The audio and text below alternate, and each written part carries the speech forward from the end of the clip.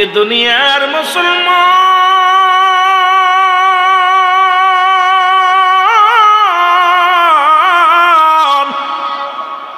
প্রিয় নবী দরুদী নবী রহমতের নবী গো, এই নবীর সাহাবী একজন যুবক সাহাবী না, তার বয়স সবে মাত্র 20, 18 থেকে 20। আজকে যুবকদের দেখে মনে পড়ে গেল, কথাটা আমার বলতে মন চায় শুধু যুবকদের দেখা।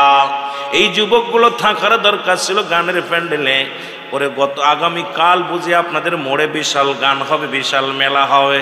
এই যুবকগুলো বাবা তোরা গুয়ে মাসি হোস না, পদ্মমাসি হোস। 18 বছরের যুবক আর 16 বছরের যুবতী যাবে জান্নাতি। এরে মুসলমান শুনে নাও, শুনে নাও, নবীর একজন সাহাবী নাম হলো সালাবা রাহমাতুল্লাহ সালাবা রাদিয়াল্লাহু তাআলা আনহু। জোরে জোরে চিল্লায় বলা যাবে না মারহাবা।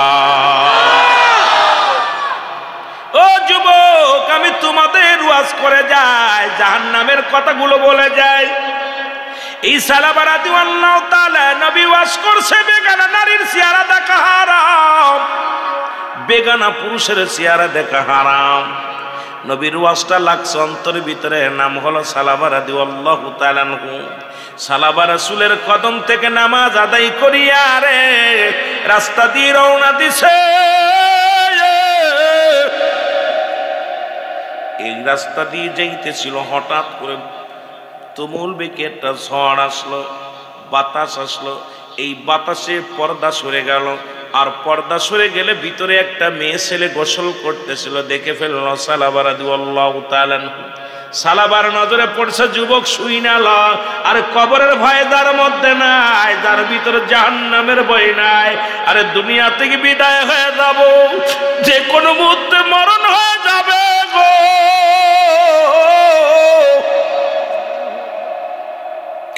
এই সিলেটের জমিনে এত টাকাওয়ালা মানুষ ছিল, এত টাকাওয়ালা পয়সাওয়ালা জমিদার ছিল গো, আজকে তারা দুনিয়ার মধ্যে না। এমন একটা সময় আসবে আপনিও থাকবেন না, আমিও থাকবো না। কত লন্ডন প্রবাসী লন্ডনের জমিনে ঘুমায় আছে, লন্ডন থেকে কফিনে মা লাশ চলে আইছে। এই তো আমার আপনার জিন্দেগি রে বাবা। পাপের ভয় দরকার, জান্নাতের বাগানে চোখের পানি ফেলতে হবে। এর মাহফিলের ময়দান বিনোদনের মাঠ নয়, মাহফিলের মাঠ কান্নার মাঠ, মাহফিলের ময়দান গুনাহ মাফের মাঠ। এই যখন মাঠে বসবেন একটু হলেও মাছের চোখের মধ্যে একটু পানি ছেড়ে দিবেন, কাঁদবেন আর ডাক দেবেন রব্বে কারীম। পাপের বোঝাগুলো নিয়ে জান্নাতের বাগানে বসেছি, এই গুনাহগুলো যেন নিয়ে বাড়ি না যায় রে আল্লাহ। আমাদেরকে মাসুমের মাসুম বানায়া দিও। কত মাহফিলে বসলাম, কত ওয়াজে বসলাম, গুনাহ মাফ হইছে কি জানি না। যদি রাত্রে মরণ হয়, আল্লাহ আমাদের ওই গুনাহ মাফ করার একটা সুযোগ দিয়ে দিয়েছে আমার আল্লাহ। আমরা যেন মাফ করে নিয়ে যেতে পারি, সকলে বলুন আমিন। সালাবা রাদিয়াল্লাহু তাআলা আনহু দেখে ফেলছে বেগানা মহিলার চেহারা, গোসল করা অবস্থায় দেখেছে।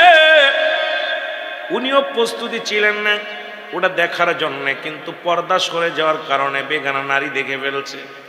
এবার সালাবা রাদিয়াল্লাহু তাআলা আনহু, ও সিলেটের বাবারা, লন্ডনী টাকা পাইয়া ল্যাংটা বেপানা হইয়া ঘোরাঘুরি করো। বিদেশি টাকা স্বামী কত কষ্ট করে রোজগার করে, আর মার্কেটে যাও ল্যাংটা বেপানা হইয়া।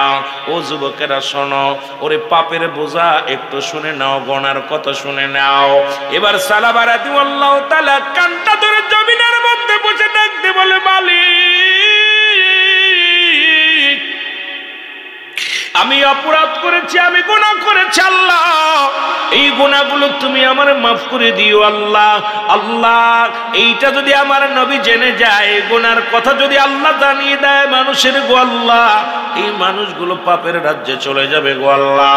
আল্লাহ, এটা যদি আমার হাবিব জেনে যায়, আমি মুখ দেখাবো কেমনে করে। সালাবা রাদিয়াল্লাহু তাআলা আনহু চোখের পানি ছেড়ে কাঁদতে লাগলো। জোরে জোরে বলুন আল্লাহু আকবার। সবাই আমার সাথে একটু তওবা করেন, আস্তাগফিরুল্লাহ রব্বি মিন কুল্লি যামবিন আতুবু ইলাইহি লা ইলাহা ইল্লাল্লাহু মুহাম্মাদুর রাসূলুল্লাহ সাল্লাল্লাহু আলাইহি ওয়াসাল্লাম আশহাদু আল্লা ইলাহা ইল্লাল্লাহু ওয়াহদাহু লা শারীকা লাহু ওয়া আশহাদু আন্না মুহাম্মাদান আবদুহু ওয়া রাসূলুহু। জোরে জোরে চিল্লায়া বলা যাবে না আল্লাহু আকবার, মহব্বতে চিল্লায়া বলা যাবে না আল্লাহু আকবার। এই যুবক ভাইরা তওবা করে দিলাম, কালেমা মুসলমান শুনে নাও, কালেমা পড়ে দিলাম। এরপরে তোমরা যদি মাসুম না হতে পারো গো, মনে করো কপালের দোষ, নসিবের দোষ, ও যুবক দিলের কান্ডা লাগা শোনো। সালাবা রাদিয়াল্লাহু তাআলা কাঁদতে কাঁদতে জঙ্গলে চলে গেল। একদিন নয়, দুদিন নয় গো। যেমন বাবা আদম আলাইহিস সালাম একটা ভুল করেছিল, ভুল করে আদম কান্দে, আমার সাথে বলেন রব্বানা যালামনা আনফুসানা ওয়া ইল্লাম তাগফির লানা ওয়া তারহামনা লানাকুনান্না মিনাল খাসিরিন। সবাই পড়েন রব্বানা যালামনা আনফুসানা ওয়া ইল্লাম তাগফির লানা ওয়া তারহামনা লানাকুনান্না মিনাল খাসিরিন। জোরে জোরে চিল্লায় বলা যাবে না সুবহানাল্লাহ। ও যুবক, এই দোয়া করতে করতে আদম নবী যে দোয়া করেছিল, এই দোয়া পড়তে পড়তে সালাবা রাদিয়াল্লাহু তাআলা চলে গেলেন। কান্দার ডাক দিয়ে বলে আল্লাহ,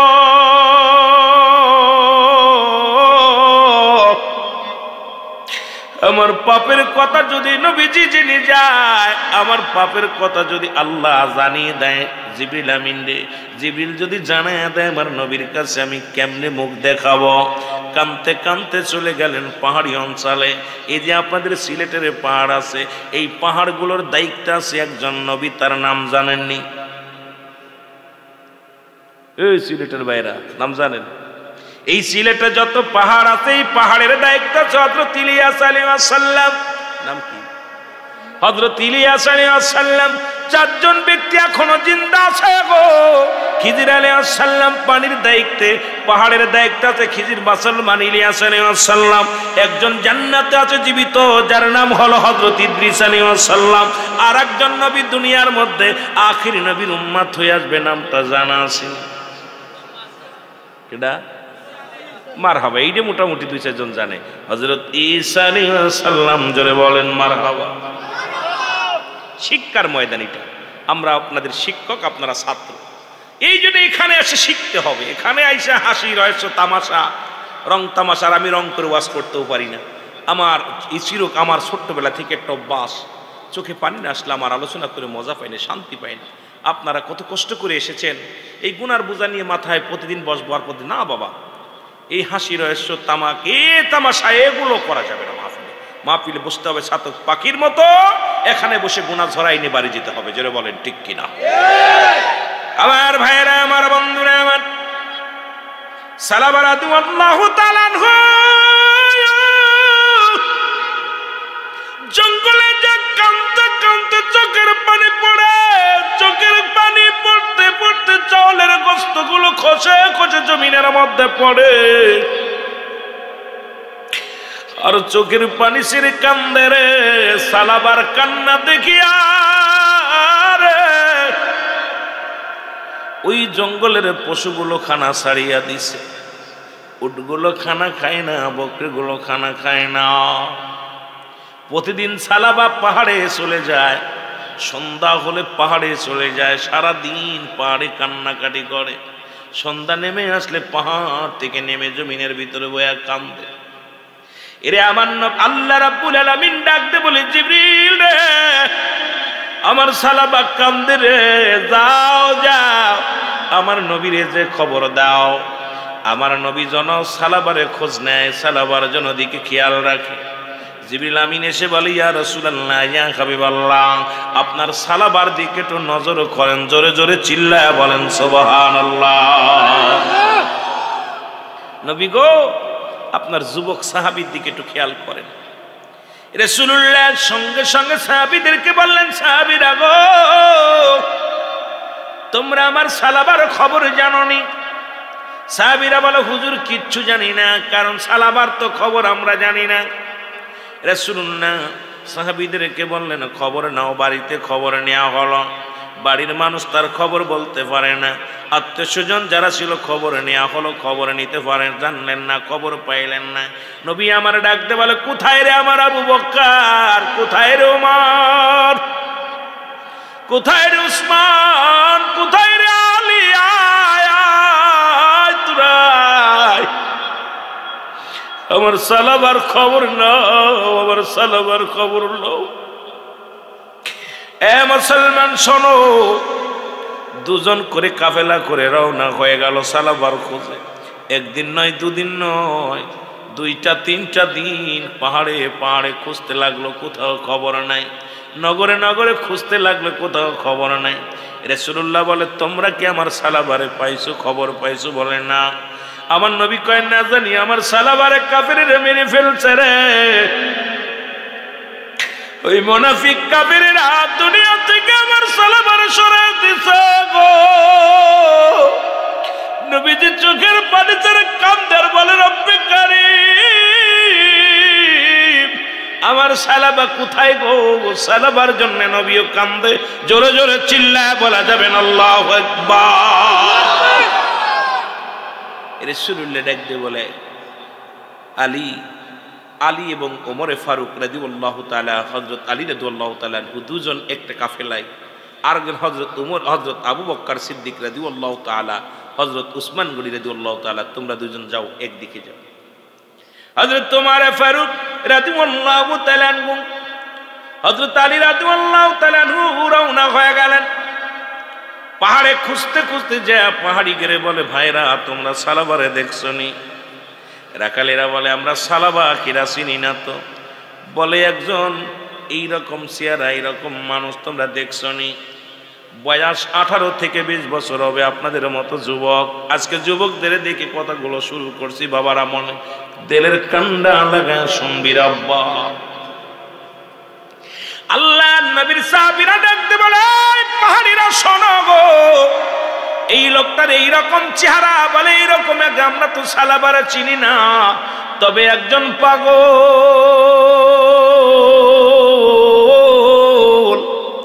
আজ কয়টা দিন হয়ে গেল আমাদের এই পাহাড়ি অঞ্চলে এসে কান্নাকাটি করে।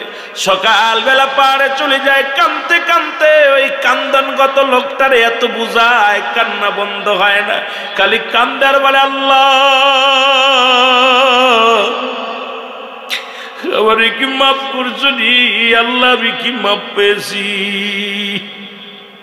আমার যুবকেরা শুনে না, আর আমরা কত পাপ করি গো। শুধু নবীর সাহাবী বেগানা নারীর দেখার কারণে কাঁদতে কাঁদতে চোখের পানি পড়তে পড়তে চাউলে গা হয়ে গেল, মুখের গোস্তগুলো খসে খসে পড়ে। আর আমরা পরের বউ নিয়ে রিসোর্টে যাই, পরের মেয়ে নিয়ে সার বাগানে ঘোরাঘুরি করি।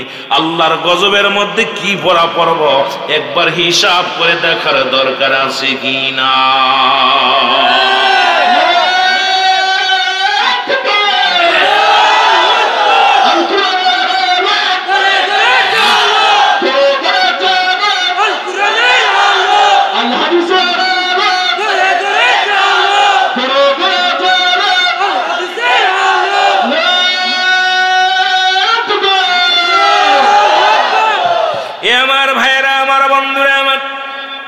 যে কথাগুলো বলি দিলের কান্ডা লাগা শোনো গো। এই পাহাড়ির লোকজনে বলো এই পাগলটা এমন কান্দা কান্দে রে, ওর কান্না শুনিয়া আমাদের জঙ্গলের পশুগুলো খানা ছেড়ে দিছে, উটগুলো খানা খায় না, বকরিগুলো খানা খায় না। যাও রে তোমার নাম কি? বলে আমার নাম হযরত ওমর ফারুক রাদিয়াল্লাহু তাআলা। বলে ভাই আপনার নাম কি? আমার নাম হযরত আলী রাদিয়াল্লাহু তাআলা। বলে যাও যাও ওই পাগলটারে উঠা নিয়ে যাও, ওই পাগলটা আজ কটা দিন কান্দে, কেমন কান্নাকাটি করে, যার কান্না শুনিয়া আমাদের বনের পশুগুলো খানা খায় না। তাড়াতাড়ি ওরে বিদায় করো, না হয় আমাদের পশুগুলো না খেয়ে মারা যাবে। দুই সাহাবী দৌড়াইয়া গেলেন, নিশ্চিত আমাদের সালাবা যা দেখে পাহাড়ের কন্যারে দাঁড়াইয়া চোখের পানি চুরি কান্দার বল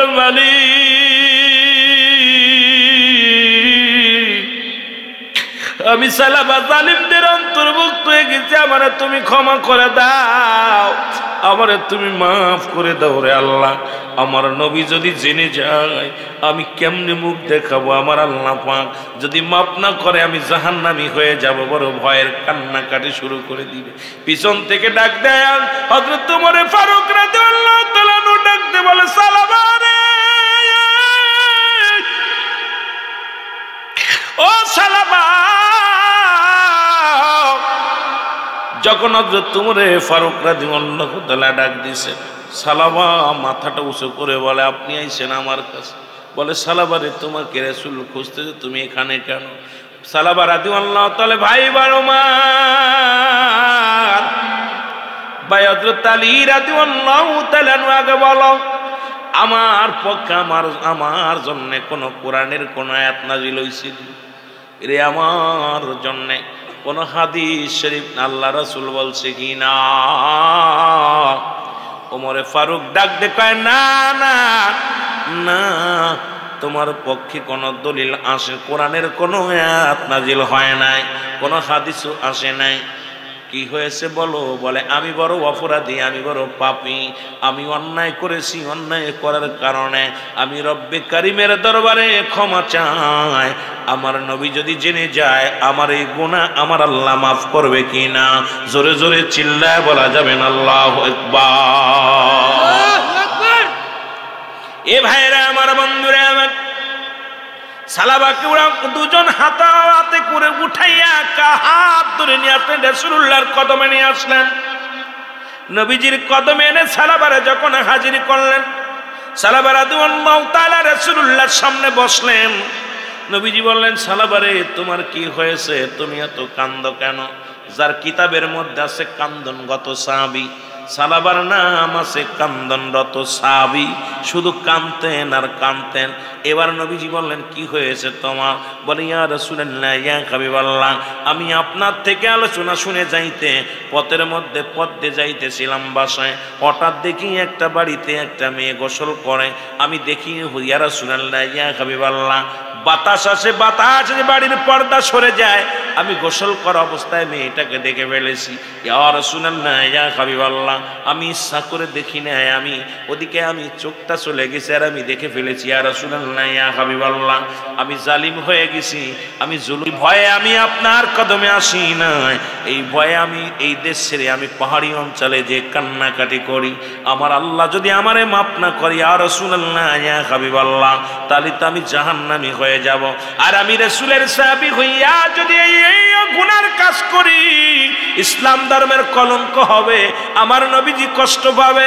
এ মুসলমান, আজকে দাড়ি টুপি জুব্বা লাগাইয়া যারা বলৎকার করে মাদ্রাসায় বইয়া, আর এরা ইসলামের ক্ষতি চায়, ইসলামের মঙ্গল চায় না। জোরে বলেন ঠিক কিনা? আর একটু জোরে জোরে চিল্লায় বলেন ঠিক কিনা? এই জন্য আল্লাহ কামিনান নাস, মানুষের মধ্যে মাকুল তারা বলবে আমার না তার ঈমান আনছে, বিল্লাহি আল্লাহর প্রতি আখিরাতের প্রতি বিশ্বাস স্থাপন করছে। ওমা হুম বিমুমিনিন। ও দুনিয়ার মানুষ শুনে নাও, আল্লাহ কয় মানুষ আছে, মানুষ না শব্দের অর্থ মানুষ। ওই মানুষের মধ্যে একদল মুনাফিক আছে গো, এই মুনাফিকেরা দাড়ি টুপি লাগাইয়া আজকে ইসলামের কলঙ্ক তারা দিতে চায়। এরা ইহুদিদের দালাল, খ্রিস্টানদের দালাল। তুমি মুসলমান ধর্মের মধ্যে আইয়া জিনা ব্যভিচারে লিপ্ত হবা, অন্যায় কাজ করবা, এতে আমার মুসলমানদের কলঙ্ক হয়, ইসলামের কলঙ্ক হয়, কোরআনের কলঙ্ক হয়, হাদিসের কলঙ্ক হয়। এইগুলো তোমরা করো, তোমার দ্বারাই যদি ইসলামের বিন্দু মাত্র ক্ষতি হয়, রব্বে কারিম তোমারে ক্ষমা করবে না। জোরে জোরে বলেন ঠিক কিনা? রাসূলুল্লাহ বললেন, সাহাবী রে, আমার কাছে তো কোনো জিবরিল আমিন এই সম্পর্কে কিছু বলে নাই, আল্লাহ তো কোনো কোরআনের কোনো ভাষা আমাকে বুঝায় নাই, আমিও তো কিছু জানি না। তোমার এই গুনাহটা আল্লাহ গোপন রাখছে, মাফ করে দিয়েছে। সুবহানাল্লাহ। হঠাৎ সালাবা রাদিয়াল্লাহু তাআলা আনহু এত ক্লান্ত, কারণ না খাইয়া না ঘুমাইয়া শুধু কাঁদছে মাওলার দরবারে। হঠাৎ সাহাবান নবীজি আবার বলে আমার সাথে তওবা করো। নবীজি তওবা করে দেয়, আমার সাথে বলেন, আমার সাথে আবার তওবা করেন, আস্তাগফিরুল্লাহ রাব্বি মিন কুল্লি যামবি আতুবু ইলাইহি লা হাওলা ওয়ালা কুওয়াতা ইল্লা বিল্লাহিল আলিয়্যিল আযীম। লা ইলাহা ইল্লাল্লাহু মুহাম্মাদুর রাসূলুল্লাহ সাল্লাল্লাহু আলাইহি ওয়াসাল্লাম। কালিমা শাহাদাত পড়ে আবার সাক্ষী দিই, আশহাদু আল্লা ইলাহা ইল্লাল্লাহু ওয়াহদাহু লা শারীকা লাহু ওয়া আশহাদু আন্না মুহাম্মাদান আবদুহু ওয়া রাসূলুহু। জোরে জোরে চিল্লায় বলা যাবে না মারহাবা। এক কাজে দুই কাজ, ওদিকে সাহাবী তওবা করেছে, আমরাও করে নিলাম। রাসূলুল্লাহর হাতে আবার কালেমা পড়লেন, মুসলমান তওবা করলেন। হঠাৎ করে সালাবা রাদিয়াল্লাহু তাআলা ডাকতে বলে, নবী গো,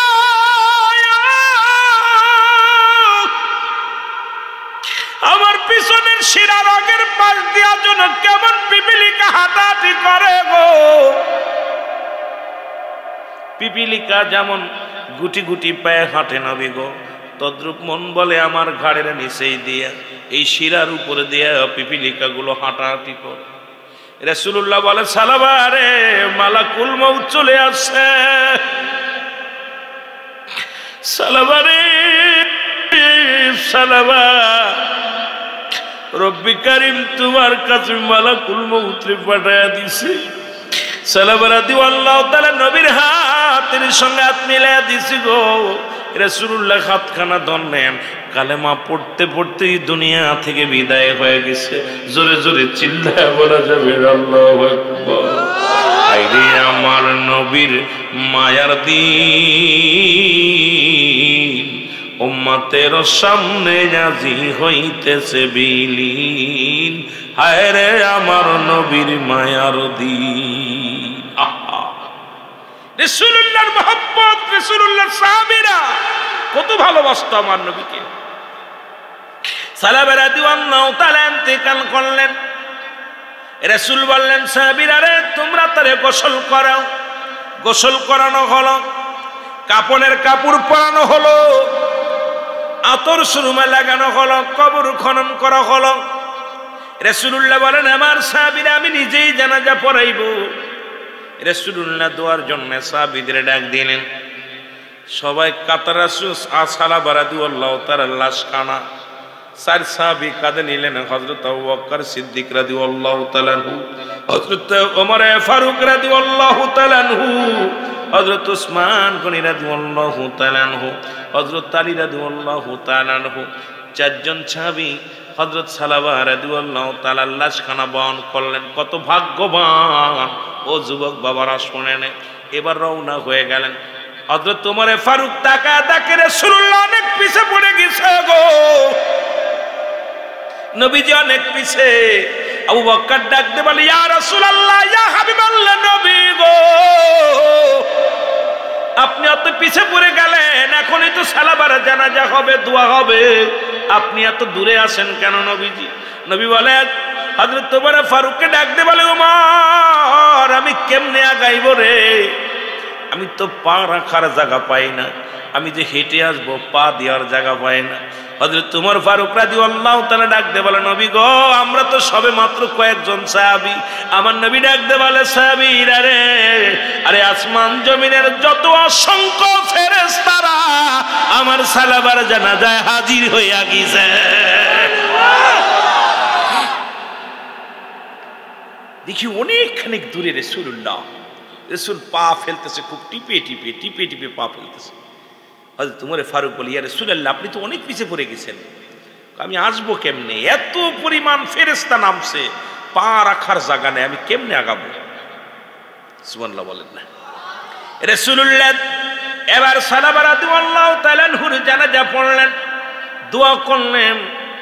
জিবরিল আমিন এসে সংবাদ জানায়, ইয়া রাসূলুল্লাহ, ইয়া হাবিবাল্লাহ, জান্নাতের 8টা দরজা সালাবার জন্য খুলে রাখছে, অসংখ্য ফেরেশতারা তারে স্বাগতম জানানোর জন্য অপেক্ষা আছে। ইয়া রাসূলুল্লাহ, ইয়া হাবিবাল্লাহ, নবী গো, এই পৃথিবীর মধ্যে একটা ভুল করেছে, শুধু বেগানা নারী চেহারা দেখার কারণে সে কাঁদতে কাঁদতে দুনিয়া থেকে বিদায় হয়ে গেছে, পাপের ভয়, জাহান্নামের ভয়, কবরের ভয়। ইয়া রাসূলুল্লাহ, ইয়া হাবিবাল্লাহ, আল্লাহ রাব্বুল আলামিন এত খুশি হয়েছে, খুশি হয়ে আপনার সালাবার জন্য জান্নাতের দরজাগুলো খুলে রাখছে। জোরে বলেন সুবহানাল্লাহ, আরো জোরে। আমার ভাইরা, আমার বন্ধুরা, আমার যুবক বাবারা, এই জন্য এখন যদি এই যুবক পাশে যত নেকি করবেন এত পরিমাণ সওয়াব হবে গো। যুবক বয়সে একবার আল্লাহ বলা আর বুড়ো বয়সে 1000 বার বলা সমান হবে না। এই জন্য বেশি বেশি ইবাদত বন্দেগী করবেন, বেশি বেশি কান্নাকাটি করবেন, মাওলার দরবারে কান্নাকাটি করবেন। আল্লাহ যদি মাফ করে দেয় তাহলে আপনাদের কপাল ভালো, কারণ 18 বছরের যুবক হবে জান্নাতি, 16 বছরের যুবতী হবে জান্নাতি। এইরকম অসংখ্য সাহাবীরা, মুসলমান শুনে নাও, শুনে নাও, শুধু এই সাহাবী না, আর এক সাহাবী রাসূলুল্লাহর পিছে নামাজ আদায় করতো, নামাজ আদায় করতে। আমি কয়েকজনের কথা একটু বলে যাই, শোনো। আজকে যুবকদের কথা বলে আলোচনা শুরু করেছি, দেখা যাক কোন পর্যন্ত যা যায়। জাহান্নামের ভয়ে গো, আল্লাহ যেন আমাদের বুঝার মতো তৌফিক দান করে। জোরে বলো না আমিন। রাসূলুল্লাহর এক সাহাবী নামাজ 5 ওয়াক্ত নামাজ আদায় করতো জামাতে। এই রকম যুবক মানুষ, জোরে বলেন মারহাবা, যুবক মানুষ প্রতিদিন নামাজ আসতো, রাসূলুল্লাহর পিছে সালাত আদায় করত, জামাত মিস করতো না। কিন্তু এই মসজিদের সামনে একটা দুষ্ট মহিলা ছিলেন, প্রতিদিন ওই যুবককে ডিস্টার্ব করতেন, প্রেমের অফার দিতেন, প্রতিনিয়ত যুবককে ডিস্টার্ব করতেন। যুবক বলতো, ও যুবতী রে, তুমি আল্লাহর ভয় করো, জাহান্নামের ভয় করো, আমাকে তুমি প্রেমের প্রস্তাব দিও না, আমি তোমাকে ভালোবাসতেও পারবো না, তোমার সঙ্গে কোনো অন্যায় কাজও করতে পারবো না, কারণ আমার মরণের ভয় আছে, কবরে যাওয়া লাগবে, আল্লাহর কাছে ফিরে যাওয়া লাগবে। ওরে 3টা বিপদ, মানুষের 3টা বিপদ। নাম্বার 1 হলো মানুষের মরণ, 2 নাম্বার বিপদ হলো মানুষের কবর গো, 3 নাম্বার বিপদ হলো কিয়ামতের ময়দান। 3টা বিপদ মুসলমান শুনে নাও। নাম্বার 1 হলো মানুষের মরণ, এই মরণের পেয়ালা পান করতেই হবে, এর মধ্যে কোনো সন্দেহ নাই। 2 নাম্বার বিপদ হলো কবর। এখন কবর বলতে অনেকে মনে করেন আগুনে পোড়াইয়া দিল, বাতাসে মুসলমান শুনে নাও পানিতে ডুবে মারা গেল, হাঙ্গর কুমিরে খাইল, মনে করেন তাদের কবর কোথায় হবে। কবর বলতে বোঝায় মানুষের ইন্তেকালের পরে, মৃত্যুর পর থেকে শুরু করে কিয়ামত পর্যন্ত জগৎটাকে বলা হয় কবরের জগৎ। 3য় নাম্বার বিপদ হলো হাসরের ময়দান। এই 3টা পরীক্ষায় যদি পাশ করো তবেই পাবে আল্লাহর জান্নাত। জোরে বলেন ঠিক কিনা? নাম্বার 1 মরণ, নাম্বার 2 কবর, নাম্বার 3 কিয়ামতের ময়দান। একটার পর একটা বিপদ। আমার ভাইরা, আমার বন্ধুরা, আমার যে কথাগুলো বলি দিলের কান্ডা লাগা শোনো। এই যুবক সাহাবী কি করলেন? যুবক সাহাবী একদিন রাসূলুল্লাহর পিছে নামাজ আদায় করলেন, ইশার সালাত। নবীজি ঈশার নামাজ পড়ে সাহাবীদেরকে নিয়ে কিছু কথা বলতেন, একটু বসে এক জায়গায় বসে পরামর্শ করতেন, দোয়া করতেন, আবার সাহাবীদের পরামর্শ দিতেন। রাসূলুল্লাহর পিছে নামাজ আদায় করে সময় একটু বেশি হয়ে গেল। রাতের অন্ধকারে যখন বাড়ির দিকে যাইতেছিল, ওই যুবতীর সঙ্গে সঙ্গে যুবকের হাত ধরে টান দিয়ে ঘরের মধ্যে নিয়ে গেল। ঘরের মধ্যে নিয়ে যুবকরে প্রেমের অফার দিল, প্রেমের প্রত্যাখ্যান করলো। এবার যুবক কি করলেন, যুবতী কি করলেন, তার গায়ের কাপড়গুলো খুলে ফেলল। যুবক একবার তাকায়া দেখলেন না, পণ্যের কাপড়গুলো খুলে ফেললেন যুবককে আলিঙ্গন করার জন্যে। যুবক একটা চক্ষু বন্ধ করে ডাক দে বলে, ইয়া রাসূলুল্লাহ, ইয়া হাবিবাল্লাহ, আমি আপনার আপনা গোলাম, এ রব্বে করিম, তোমার হাতে ইজ্জত, তোমার হাতে সম্মান, তোমার হাতে হায়াত, তোমার হাতে মউত, তুমি এই গোলামরে রক্ষা করো। জোরে জোরে চিল্লা বলা যাবে না আল্লাহু আকবার। একটা চিৎকার দিয়ে যুবকটা জমিনের মধ্যে বেহুশ হয়ে পড়ে গেল। মহিলা চিন্তা করছে যুবকটা মারা গেছে, ওরে হাতা শিং করে নিয়ে রাস্তায় ফেলে আসলো। ফজরে আজান হলো, সালাতু খায়রুম মিনান নাওম।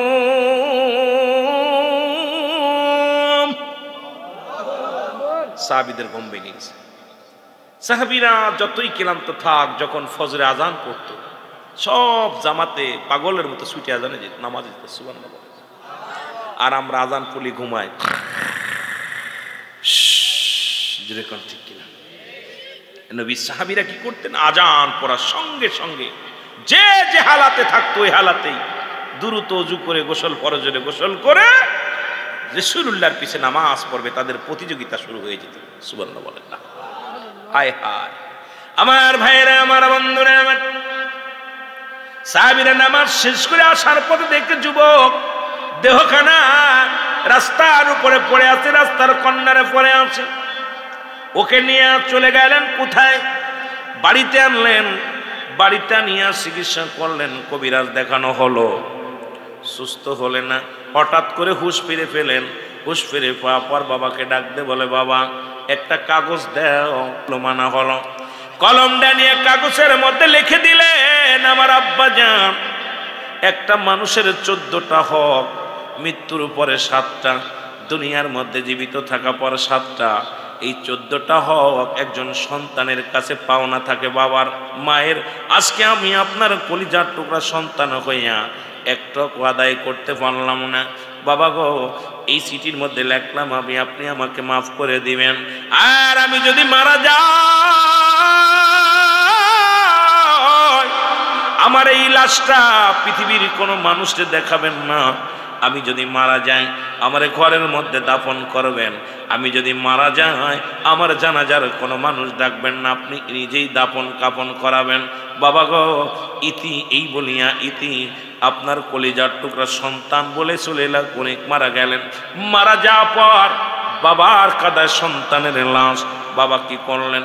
গোসল করাইলেন, কাফন পরালেন, দাফন করালেন, নিজেই ঘরের মধ্যে দাফন করায় রাখলেন, ঘরের মধ্যে মাটি দিলেন। সন্তান গো, যুবক বাবারা শুনে নাও, এবার ঘরের মধ্যে যখন দাফন কাফন করা হলো, রাহমাতুল লিল আলামিন কয়েকটা দিন চলে গেল।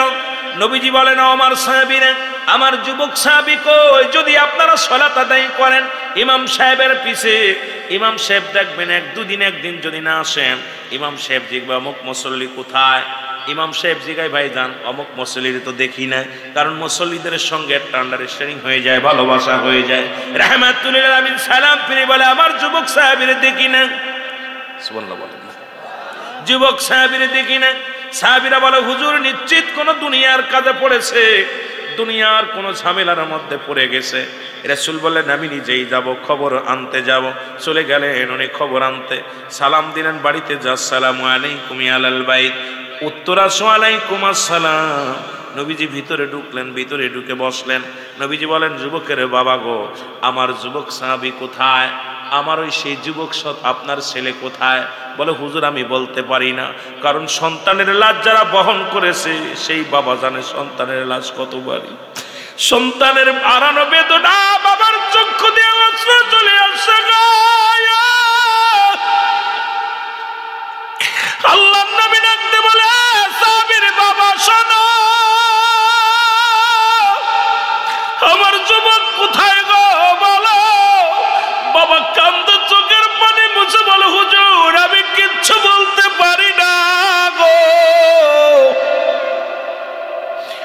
খবর জানি না, কিচ্ছু বলতে পারি না।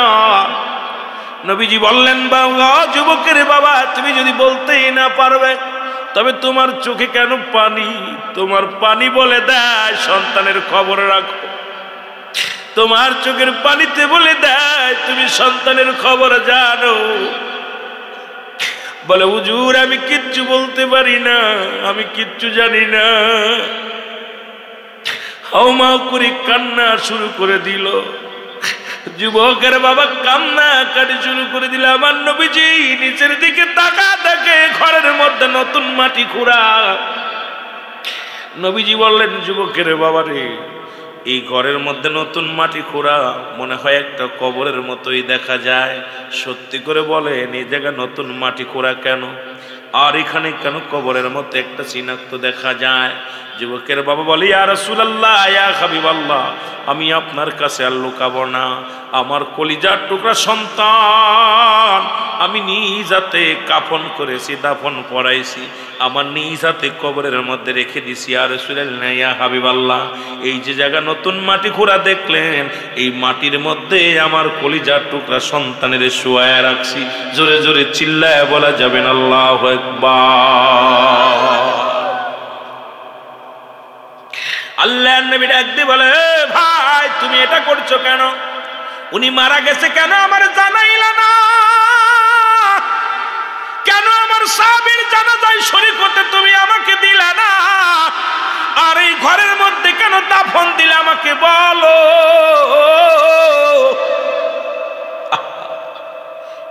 যুবকের বাবা বলে, ইয়া রাসূলুল্লাহ, এসবের জবাব আমি দিতে পারবো না, তবে আমার কাছে একখানা পত্র আছে, নবী একখানা চিঠি আছে, এটা আমার একমাত্র সম্বল।